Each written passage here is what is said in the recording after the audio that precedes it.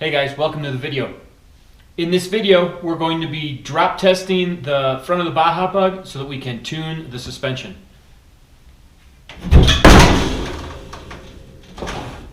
Yeah, it's going to be awesome.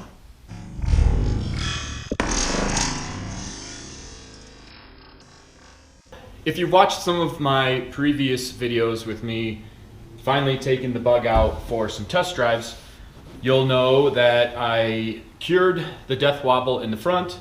I still have a clunking going on in the back that I haven't been able to find yet.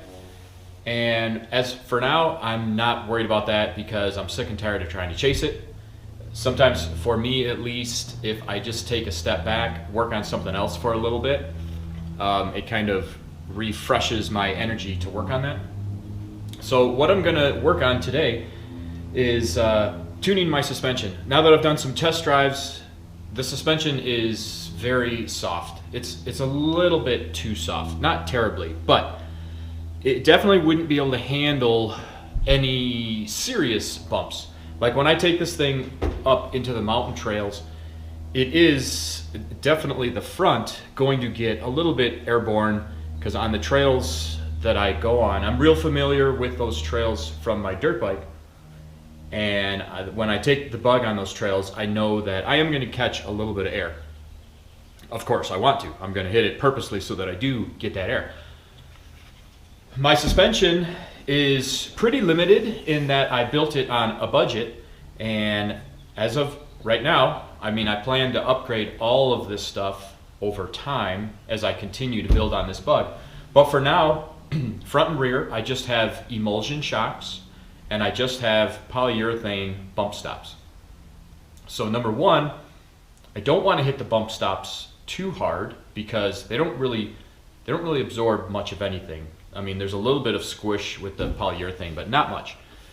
And being that I don't have any type of bypass shocks at all, I can't really tune, like with bypass shocks, obviously you can tune so that in the middle of your travel, it's pretty soft.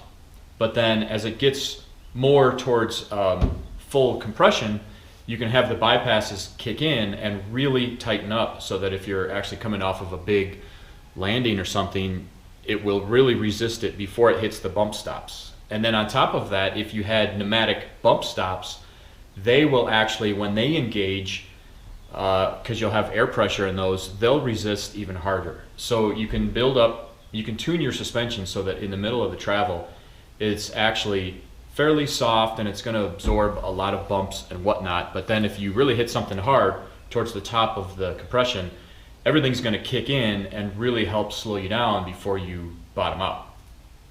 Well, so far I don't have any of that. So what I'm going to have to do is use my travel, which luckily I do have quite a bit of travel. I think right now I've got 15 inches in the front, I've got 18 in the rear.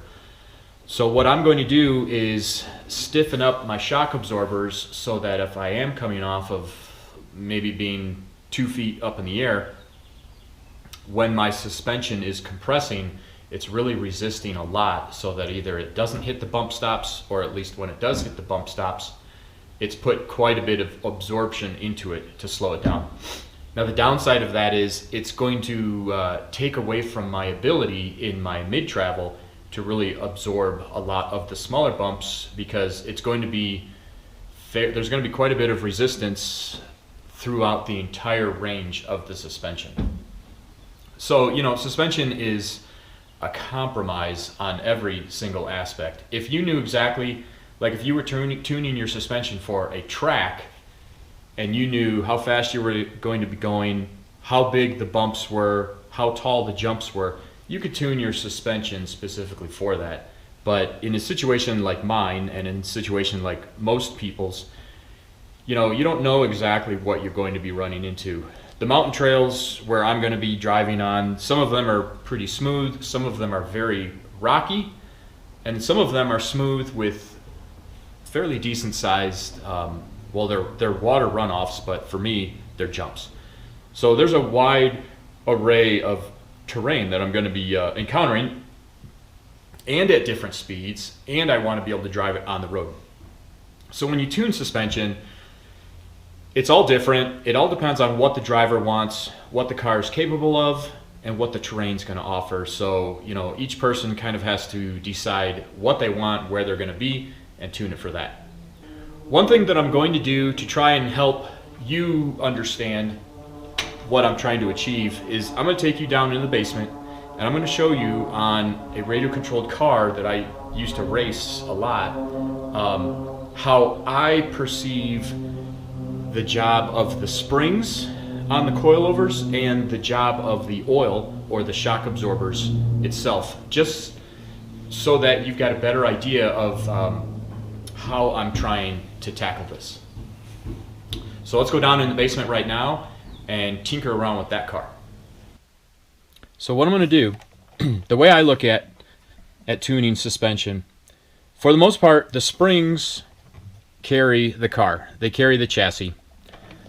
They carry the weight, and they carry it through the turns, acceleration, deceleration, things like that. Then the shock absorbers, with the oil, handle the shocks, the actual shocks. I believe when you hit shocks, like if you hit a really big bump, or if you land off of a jump, or what have you, the springs don't do you much good because I think you quickly overcome the force that the springs can resist. So when I'm looking at setting my ride height and turning and handling and things like that, for the most part, I consider most of that work being done with the springs. Now when I'm talking about coming down off a landing or hitting really big bumps and things like that, I consider that the shock absorbers. So I want to show you a little bit how I see that by taking this car and dropping it just like this from about 6 inches. This is what I used to do when I'd be trying to determine my ride height and how the oil is and things like that. And I'm going to take these shock absorbers off, and I'm going to put a set of shock absorbers on here that don't have any springs. They won't have any springs. They'll just have oil. And I'm going to show you the effect of dropping it with that. And then I'm going to put another set of shocks on here that don't have any oil. They just have springs. And I'm going to show you the effect that it has on the car, just to hopefully give you the same type of understanding that I have as far as your springs and your oil and what they do separately and how they work together.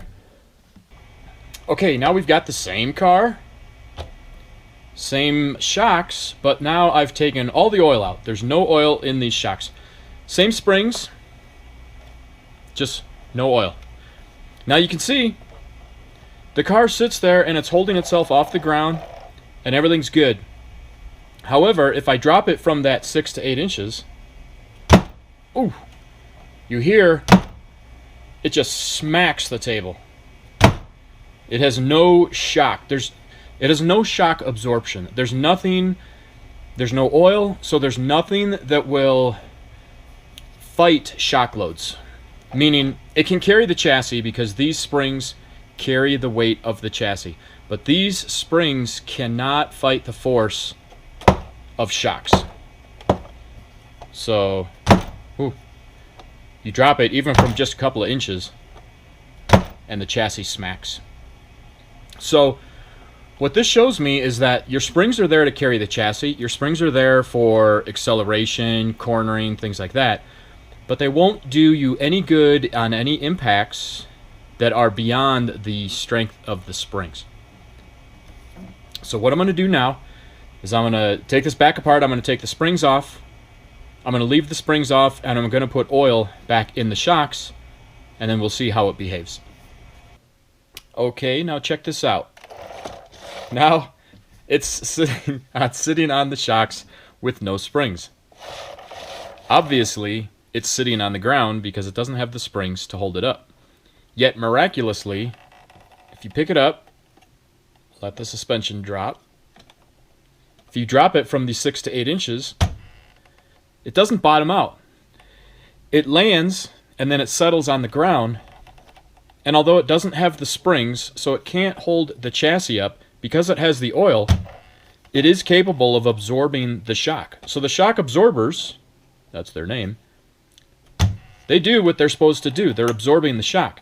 It's just without the springs, they're incapable of carrying the chassis.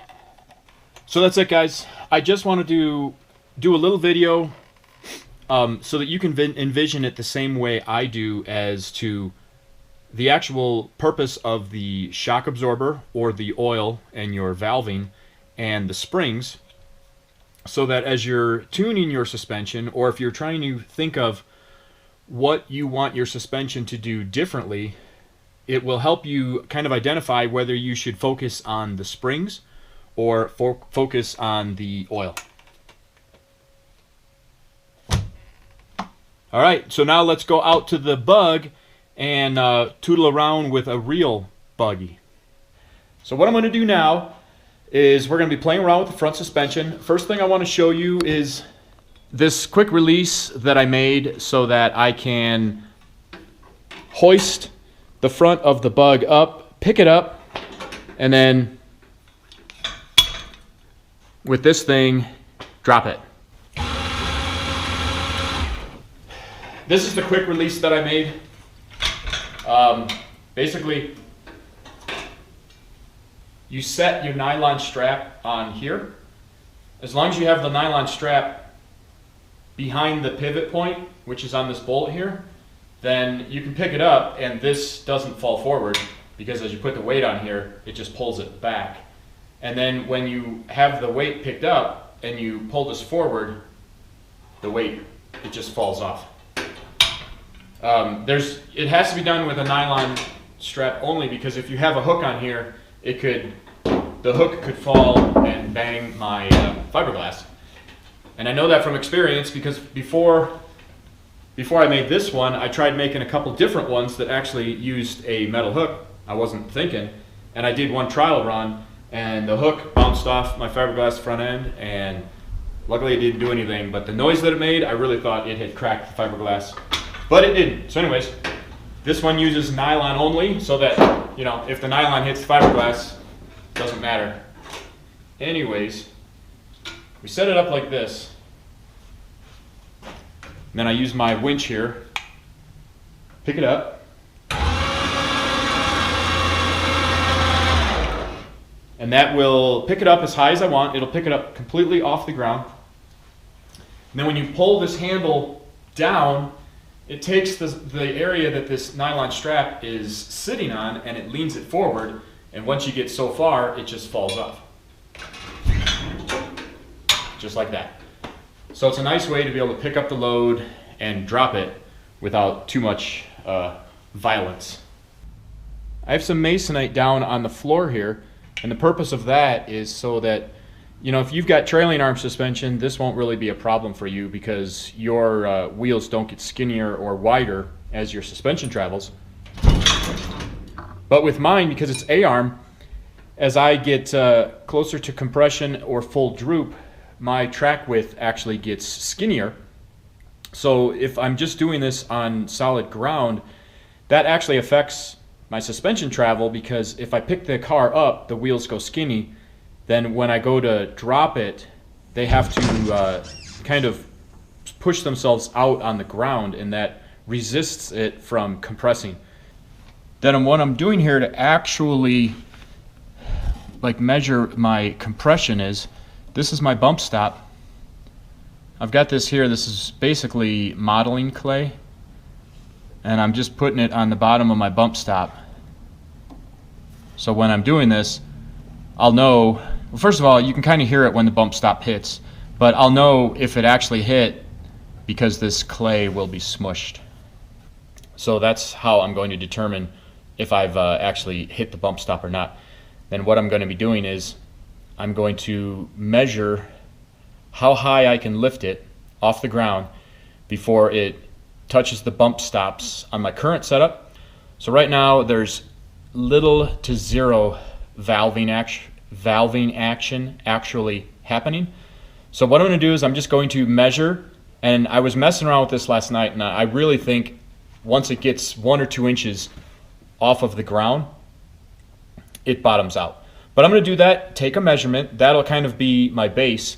Then I'm going to take the shock absorbers off, take them into the basement, tear them apart, put the valving back to how it was when I got it, when it was stock, and I'm going to do this again, and I'm going to see how much it gains, like how high off the ground I can drop it before it hits the bump stops again.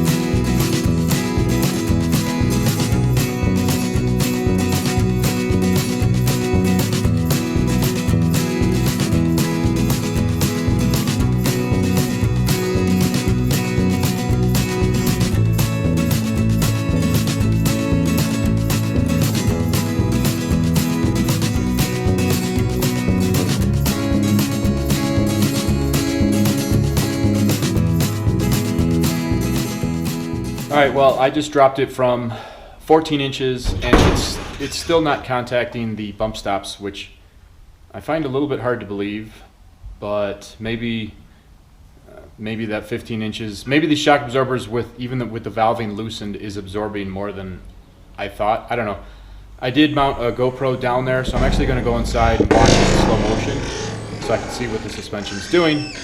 But another thing that I can see that it's doing is the wheels are actually hopping a little bit as it's landing because there's so little valving in there. So I am going to take the shocks off. I'm going to take them down in the basement. I'm going to put them back to the factory valve settings, and then we'll come back up here and try this again and see what the difference is.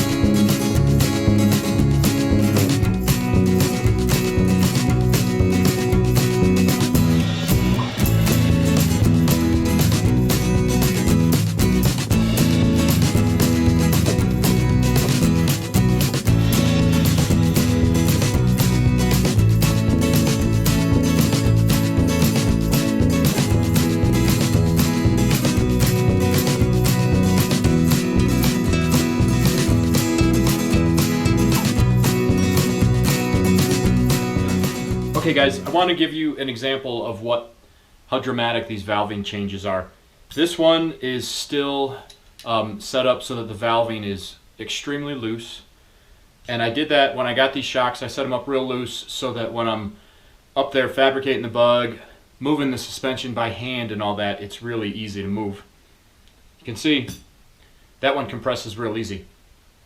This is the one I just put the valving back to the factory settings.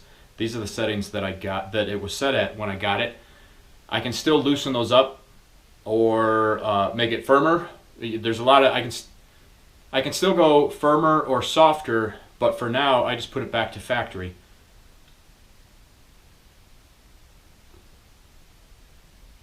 Oh, and you can see how much more firm it is at these settings. There's that one. And that one. I mean, this one, the one I loosened up, is ridiculous. I mean, one hand, there's very little resistance on that one. This one's got considerably more, especially on the extension.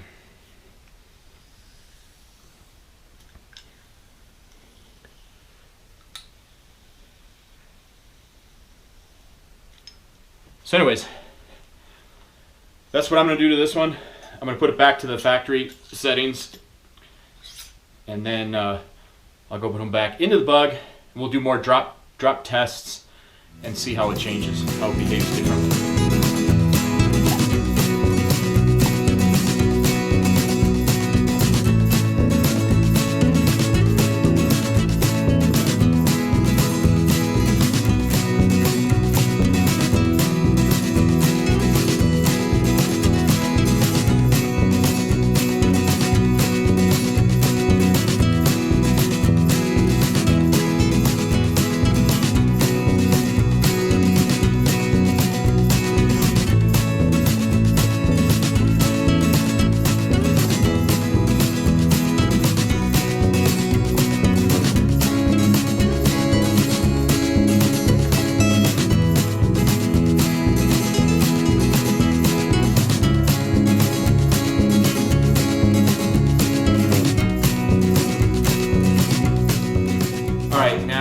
I've got the shock absorbers back on here with the factory settings.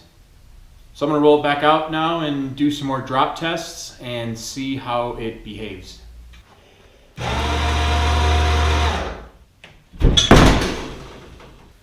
Alright guys, so I'm done tuning the front.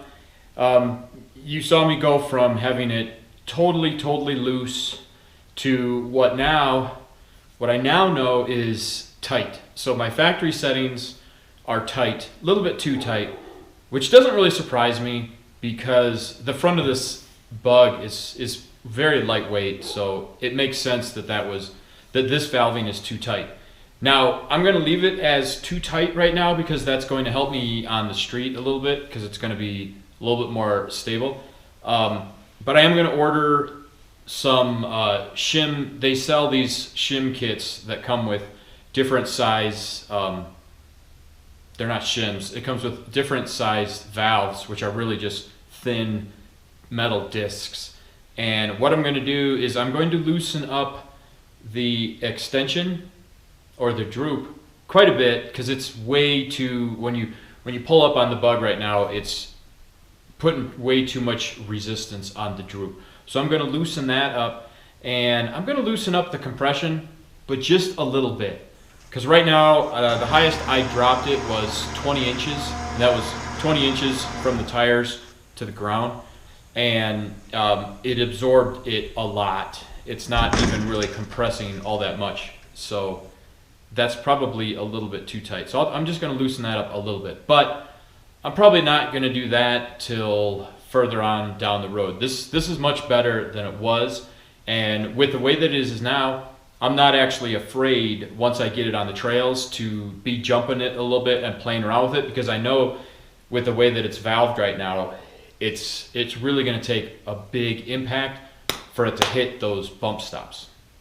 I guess my disclaimer is this is how I tune my suspension, and like I told you earlier, suspension is different for everybody, different for every car. So if you like the way that I did it, go ahead and do that on yours. But really, every situation's different. How you do it and your end result, totally different. But this is how I did it. It was actually a lot of fun dropping the vehicle and seeing how it reacts to all that and behaves. So thanks for watching the video. I hope it's helping you guys. I hope it's motivating you to go out into the garage and work on something of your own, whatever it is. And hopefully I see you on the next video. Take care.